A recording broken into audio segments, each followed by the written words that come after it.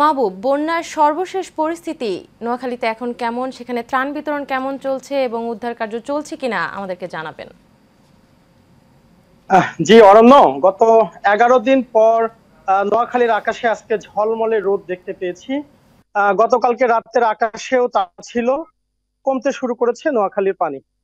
তবে পানি কমার যে গতি, সেই গতিতে সাধারণ বানভাসী মানুষের মনে আশার সঞ্চার করা সম্ভব হয়নি।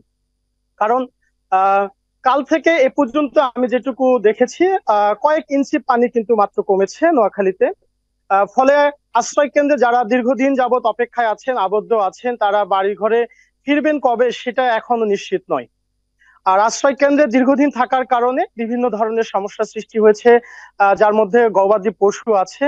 এবং যারা হাঁস মুরগি লালন পালন করেন সেগুলো কিন্তু এখন একদম একটা দুর্বিষহ দুঃসহ হয়ে উঠেছে তাদের কাছে।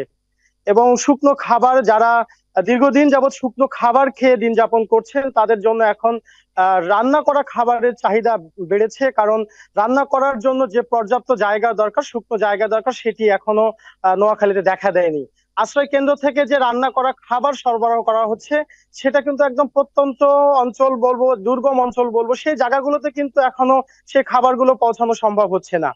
আমি সকালে পানি উন্নয়ন বোর্ডের কর্মকর্তার সঙ্গে কথা বলেছি, তিনি আমাকে যেটি জানিয়েছেন, আসলে নোয়াখালীতে পানি কমার যে গতিটা, সেটি খুবই ধীর গতিতে কমছে। কারণ হচ্ছে নোয়াখালীর যে খালগুলো রয়েছে, সেই খালগুলো কিন্তু দীর্ঘদিন যাবত আপনার আবদ্ধ অবস্থায় বাদ দেওয়া হয়েছে।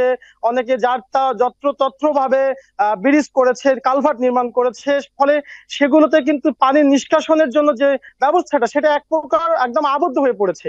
ফলে এই পানি কখন কমবে এবং বনবাসী মানুষগুলো আশ্রয় কেন্দ্র থেকে কবে বাড়িতে ফিরবে, সে নিশ্চয়তা কিন্তু কেউ দিতে পারছে না। আর যারা এখন আশ্রয় কেন্দ্রে ত্রাণ সরবরাহ করছেন, স্বেচ্ছাসেবী সংগঠনগুলো রয়েছেন, তারা আমাদেরকে যে তথ্যটি জানিয়েছেন, আসলে দীর্ঘ 10 দিন অতিবাহিত হওয়ার কারণে কিন্তু তাদের ত্রাণের সংকট দেখা দিয়েছে। এবং শুকনো খাবার যা ছিল সেটা শেষের দিকে, রান্না করা খাবারের জন্য যে উপকরণগুলো প্রয়োজন সেগুলোর দাম বৃদ্ধি পেয়েছে। সে সংকটগুলো কিন্তু তীব্র থেকে তীব্রতর হচ্ছে। এবং যে শিশুগুলো আছে, গর্ভবতী নারী আছে, তাদের যে মেডিকেল সার্ভিস দরকার, স্যানিটারি ন্যাপকিন দরকার, ঔষধ দরকার, পানি বিশুদ্ধকরণ ট্যাবলেটের প্রয়োজন, সেগুলোর জন্য যে সরকারি যে ব্যবস্থাপনাটা, আমি নিজে কিন্তু কখনো আমার চোখে পড়েনি। সেটি একেবারে অপ্রতুল, অনেকে দোষারোপ শুরু করেছে এবং অব্যবস্থাপনার অভিযোগ পাচ্ছি। তো এই জায়গাগুলো থেকে কিন্তু যে পরিস্থিতিটা এখন এসে দাঁড়িয়েছে, সেটি হচ্ছে একটা টোটালি একটা সমন্বিত সম্মিলিত ভাবে একটা প্রচেষ্টা প্রয়োজন, যেখানে স্বেচ্ছাসেবী এবং সরকারি ভাবে যদি উদ্যোগ নেওয়া হয়, তাহলে তো এই বানভাসী মানুষগুলো আশ্রয় কেন্দ্র থেকেও কিছুটা স্বাভাবিক জীবনযাপনের স্বাদ পাবে। তো অরণ্য, নোয়াখালী থেকে আসলে এই ছিল আমার কাছে।